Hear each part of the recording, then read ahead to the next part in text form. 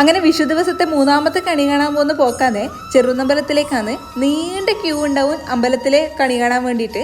ഒരുപാട് ആൾക്കാർ വരും കേട്ടോ. ആ കണി വെക്കുന്ന സമയം തൊട്ട് പിന്നെ ആ നേരം തീരുന്നത് വരെ വിഷുക്കണി ഉണ്ടാവും. അപ്പോൾ നല്ലൊരു വൈബാണ് ശരിക്കും ഈ ഒരു അമ്പലം എന്ന് പറയുന്നത്.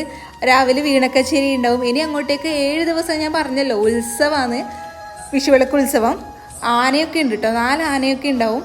അപ്പോൾ ഞങ്ങളിതാ കോടിയെല്ലാം എടുത്ത് ഇങ്ങനെ വട്ടപ്പന്തലിൽ നിൽക്കുമ്പോൾ ഉണ്ടാകുന്ന ഒരു സന്തോഷം ഉണ്ടല്ലോ, അത് പറഞ്ഞറിയിക്കാൻ പറ്റില്ല കേട്ടോ. എല്ലാ ആൾക്കാരും കാണും. എല്ലാവരും അങ്ങോട്ടും ഇങ്ങോട്ടും വിഷ് ചെയ്യും. പിന്നെ കൈനീട്ടം വാങ്ങിക്കും, കൊടുക്കും. അതൊക്കെ ഒരു ഭയങ്കര സന്തോഷമാണ്. ഇനി ഇത് കഴിഞ്ഞിട്ട് നേരെ എൻ്റെ വീട്ടിലേക്ക് പോകും, വില്ലേജിൻ്റെ വീട്ടിൽ പോകും, തൊട്ടടുത്തുള്ള വീടുകളിൽ പോകും. അവിടത്തേക്ക് കണി കാണും, കൈനീട്ടം വാങ്ങിക്കും. ഇതൊക്കെ ഒരു ലൈഫിൽ ഇതൊക്കെയാണ് സന്തോഷം എന്ന് തോന്നിപ്പോകും. അപ്പോൾ നിങ്ങളുടെയൊക്കെ വിഷു എങ്ങനെയുണ്ട്? കമൻറ്റ് ചെയ്ത് പറയൂ.